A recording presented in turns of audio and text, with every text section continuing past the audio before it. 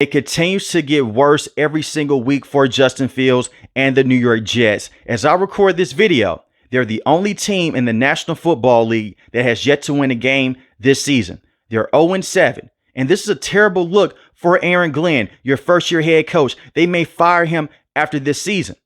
But I want to focus in on Justin Fields here before I get into the rest of the organization and the problems that they've had over the last couple of years and that they still have till this day. Justin Fields signed a 2-year contract with the New York Jets this previous offseason. But here's the kicker in that deal. The first year, obviously, they're going to honor it, but they can move on from Justin Fields after this season. There is no dead money left on this contract after year one. And the way that things are headed right now, they should move on from Justin Fields as soon as the season ends. He is not a good starting quarterback with this organization. And I understand you could bring up Zach Wilson. They drafted him in the first round. They could not develop him.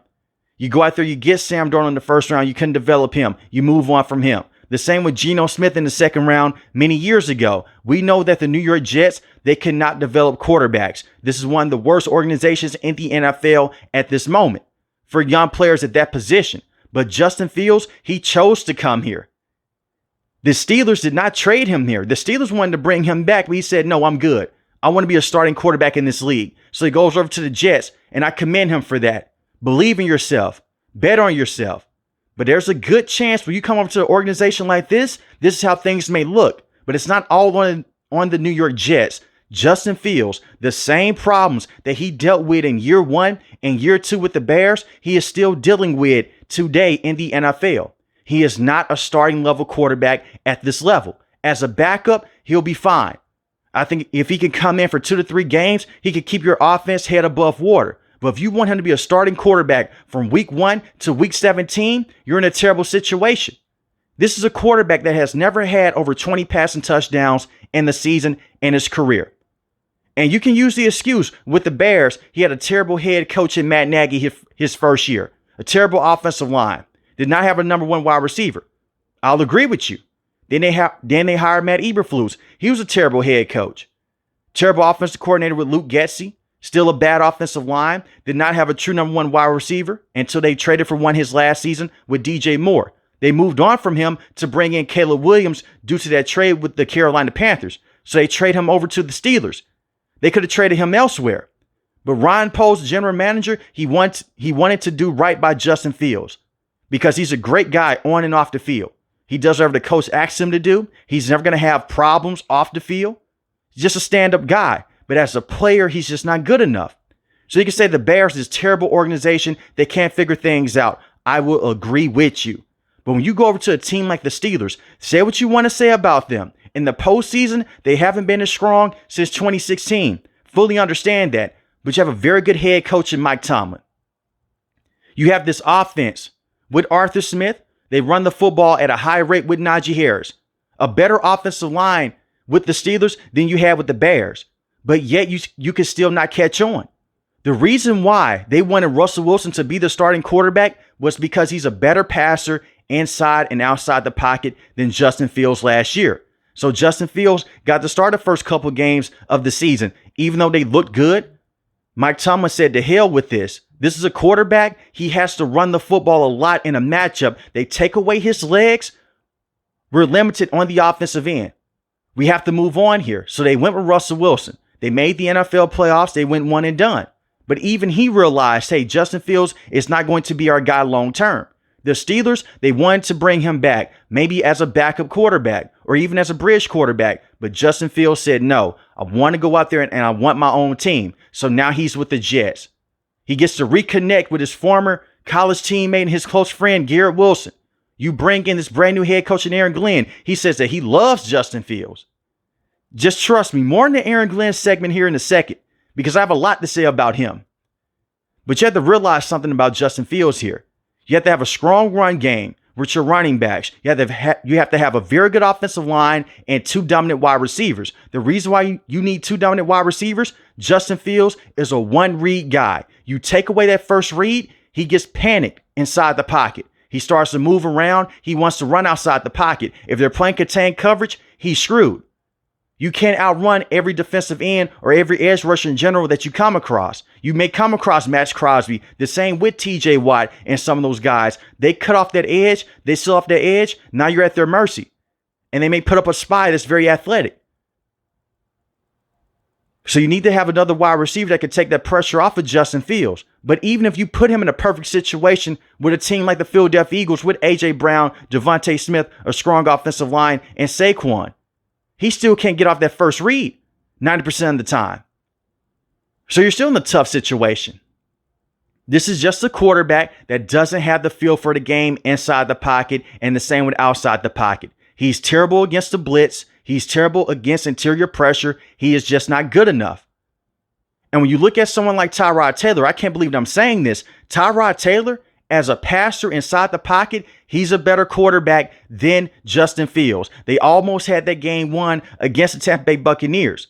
The offense ran better from a passing standpoint than it has with Justin Fields. And I know what a lot of Justin Fields fans are going to say. Well, look at what he did in week 1 against the Steelers. Look at what he did against the Miami Dolphins. That Steelers game, probably the best game of his career. Let's just be honest here. He was phenomenal in that matchup, running around, making big time plays over and over again. He was 16 of 22, 218 passing yards, 1 passing touchdown, 2 rushing touchdowns, 50 rushing yards on the ground. But here's the kicker. He missed key throws late in that matchup. He was threading the needle. But when wide receivers were open on the back end, he just didn't see him. And even in that matchup, he ran himself into pressure. You could bring up the Buffalo Bills game. He got knocked out of that game because he can't protect himself. We saw this also happen when he was with the Chicago Bears. He couldn't protect himself. He missed time. That last year in Chicago, not too many people talk about this. He was dealing with a thumb injury. Couldn't protect himself. Early in the preseason, we've seen him take just stupid hits in the chest, on the chin. He can't read the blitz. He can't sense pressure. That's all on the quarterback here. Coaching can help with that, but you need to develop over time. You should still not have the same problems that you had in year 1 and year 2. And this is a player that has been in the NFL since 2021. Now it's 2025. It is time to develop. And he hasn't developed those little things just yet. Sliding the offensive line protection one way. Blitz pickup. When a man is running hot on the right side, he is still getting killed 90% of the time. That's on Justin Fields. Against the Miami Dolphins, he did have a solid outing, but that's one of the worst defenses in the NFL. They're ranked in the bottom of the league in terms of pass rush, and the same as passing defense. What can you do against elite level competition? Against the Dallas Cowboys, they lost this game 37-22. You can blame defense all you want. The defense was terrible in that matchup, but once again, Justin Fields was not good enough early on in the game. And when they played off coverage, that's when he got majority of his yards. That's just the truth here. He just isn't good enough. Against the Denver Broncos, the man had 45 passing yards for the entire game, 9-17. And in today's matchup against the Carolina Panthers, 6-12, 46 passing yards. They benched him in favor of Tyrod Taylor, even though Tyrod Taylor had 2 interceptions in this matchup. Crazy interceptions, by the way, by J.C. Horn. The passing offense still looked better. And that is without Garrett Wilson. You have Breece Hall. You have Garrett Wilson. You have talent on the offensive line. And this is the one thing here with Justin Fields. You may say he's getting sacked a lot in his matchups. The offensive line with the Jets, they're terrible. They didn't look like this the last 8 games of the season last year with Aaron Rodgers.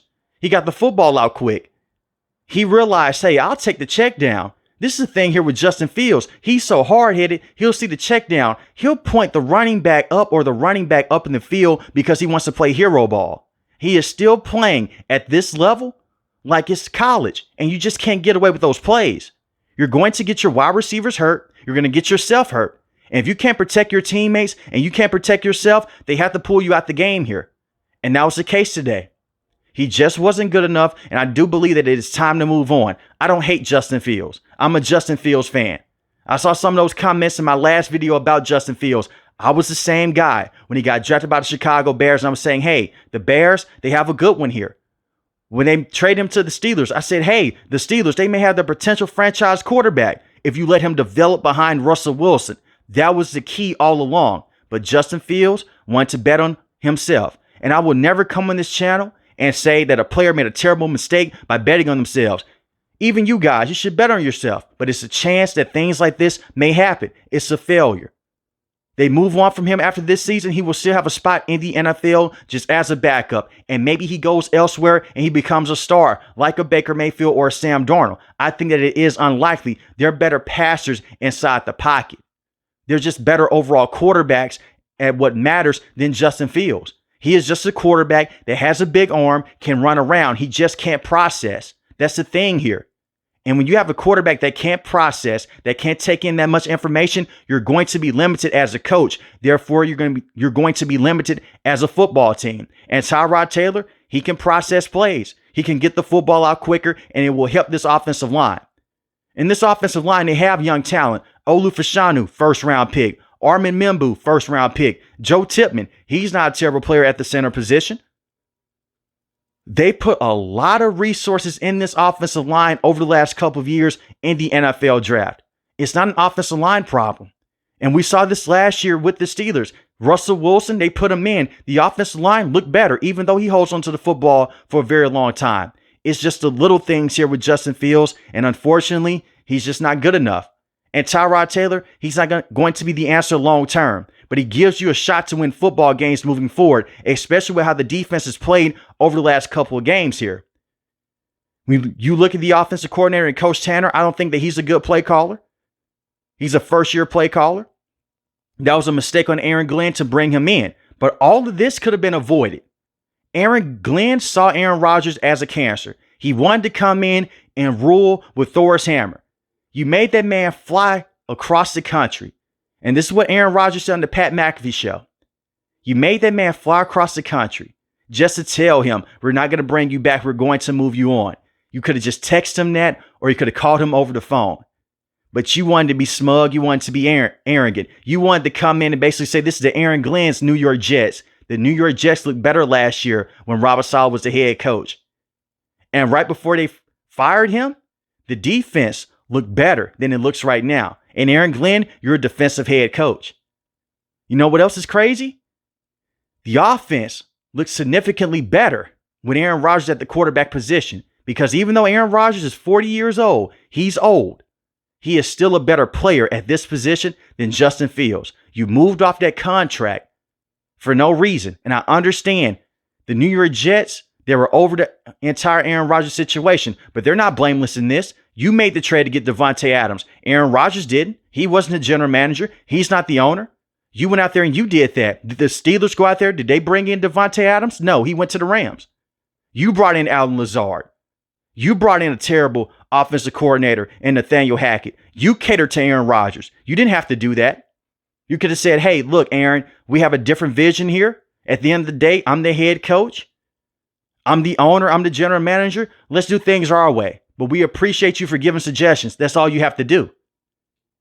We've seen owners do this before in the past, the same with general managers and the same with coaches. So I don't want to hear the argument that Aaron Rodgers was micromanaging every single thing last year. That wasn't the case, because you had bigger problems going on before Aaron Rodgers came over to the New York Jets. Let's just be honest. And we've seen this problem. We've seen these problems happen with Robert Saleh, without Robert Saleh, with Todd Bowles, without Todd Bowles. Before you drafted Sam Darnold, when you drafted Sam Darnold, when you got Zach Wilson, and when you let Zach Wilson go. It's just a terrible organization. And that comes down to ownership. You hired the wrong coach at this position. Aaron Glenn is not ready to be a head coach. Maybe elsewhere, but not for this team. This team needs a special head coach. Maybe someone like Mike McCarthy that has experience with the Dallas Cowboys and the same with the Green Bay Packers. It is so hard when you're a first-year head coach and you go to a terrible team. You have to fix basically every single thing. But the reason why I'm so disappointed in Aaron Glenn, this defense, for majority of the season, they have been terrible. The last two games, they've been better against the Denver Broncos and the same today against the Carolina Panthers. But you allowed Aaron Rodgers to come back and have 4 passing touchdowns. 34 points allowed against the Buffalo Bills. I don't care if Justin Fields was in the matchup or not. 30 points allowed to the Bills. 27 points allowed to the Miami Dolphins. 37 points allowed to the Dallas Cowboys. This is a defensive head coach. And this is a team They pride themselves on defense. Look at all the star players that they have. Sauce Gardner, even though he's not the same player since his rookie season, he is still a top cornerback to have in this league. You have Will McDonald, Jermaine Johnson when he's fully healthy. Very good pass rushers. They can go out there and get to the passer on a consistent basis. Now, they don't have much depth behind those guys, but you have Quinn Williams and Harrison Phillips. Quinn Williams can get to the passer. They can all stop the run. But yet you're getting gashed by the run every single week up to this point.